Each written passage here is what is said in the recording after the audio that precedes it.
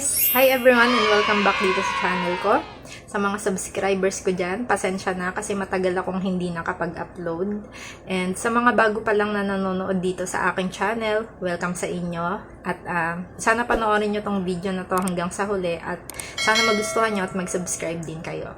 So for today's video, ang topic natin ay about sa mga sideline na pwede nyong pasukin kung kayo ay isang factory worker na kagaya ko. Bukod sa pagiging nanay ay isa po akong full-time factory worker. Yan, kaya medyo busy ako. Kaya matagal din ako makapag-upload ng mga videos. Kasi yung pagbablog, sinisingit-singit ko lang talaga. And hirap talagang humanap ng time para mag-edit. Doon na nga tayo sa ating topic. Actually, kahit wala kayong full-time work, kahit nasa bahay lang kayo, full-time mamba kung tawagin, yan, pwede nyo tong gawin. So, number 1, pagkain. Yan, food selling. Kung kayo po ay magaling magluto or may time pa kayong magluto, pwede po kayong magtinda ng mga pagkain. Pwedeng ulam, merienda, mga dessert. Yan.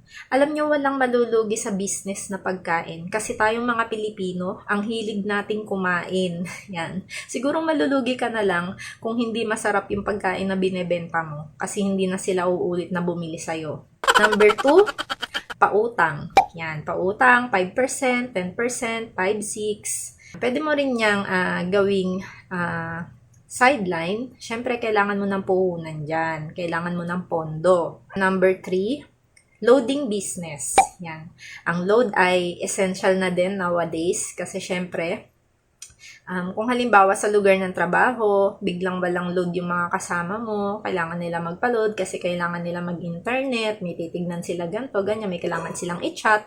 So yan, pwede silang magpa-load sa'yo. Kumbaga, anytime, anywhere. Parang essential na din tong load na to, ano? Yun nga lang, medyo maliit yung tubo dito, pero alam niyo naman, ang maliit na tubo kapag pinagsama-sama ay malaki na rin, di ba? May ipon din yan. Number 4, tinda-tinda. Yan. Pwede nga magtinda ng mga essential na bagay sa inyong mga katrabaho. Yung mga ginagamit baga sa trabaho. For example, kung sa office kayo nagtatrabaho, pwede kayong magtinda ng ballpen. Kasi di ba yung ballpen, pansulat yan. So, meron kayong pinipilapan, meron kayong pinipirmahan sa office, yan. Maganda rin magtinda ng ballpen. Then, number 5, pagtitinda ng mga products na merong brochure, kung alam niyo yan, Avon, Natasha, ano pa ba, World Balance, Personal Collection, SME, ang dami. Maganda din yan kasi magaganda yung product nila and meron kang 25% discount. So, yun na yung tubo mo. And, ang ano lang naman dito, ang cons lang naman nito, kumbaga is, dapat okay sa'yo na magbitbit, lalo na kung marami kang pa-order. So, kung marami kang pa-order everyday, di lagi kang may bitbit, yun lang naman. Pero hindi ka mahihirapan sa products kasi meron kang pinagkukuhaan yan. Kumbaga, wala kang puhunan dyan. Tsaka, usually kasi, 2 gives yan eh. So, hindi mahihirapang magbayad yung mga customer mo. Ang mga sideline ko, nitong mga nakaraan, ito rin yung dahilan kung bakit busy ako, no? Sinimulan ko na kasi yung pagsa-sideline ko. So, meron akong loading business. Nagtitinda ako ng mga bagay katulad ng ballpens, collapsible cup. Yan, yung mga importante ba. Tapos, nagpapautang din ako, 5%. Pero yung pautang, sa mga tiwala ko lang. Ito, tips ko sa inyo ha, sa pautang.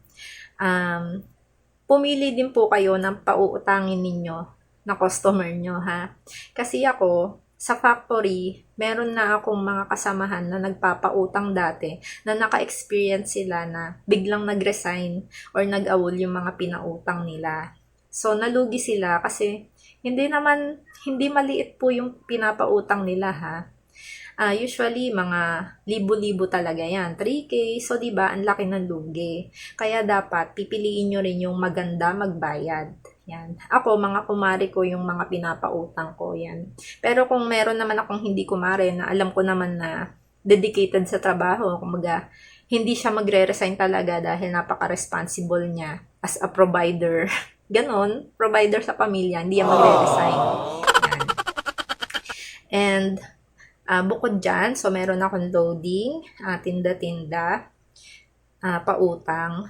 Ako rin po ay nag-apply as a retailer of personal collection products.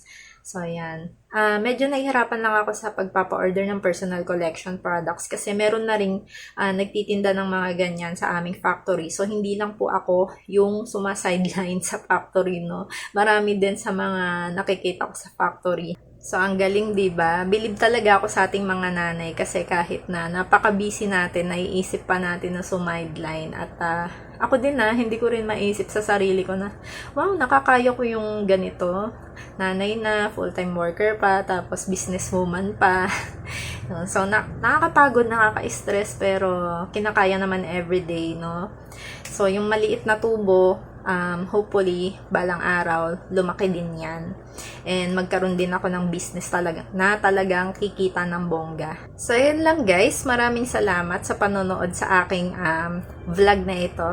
At pasensyahan nyo na yung kaitsurahan ko dahil patulog na ho ako. May pasok pa ako bukas. Maraming salamat sa panonood ng video na to. Sana nakatulong sa inyo at nabigyan ko kayo ng idea. And please guys, pasubscribe na din po sa aking channel. Okay? Take care and God bless!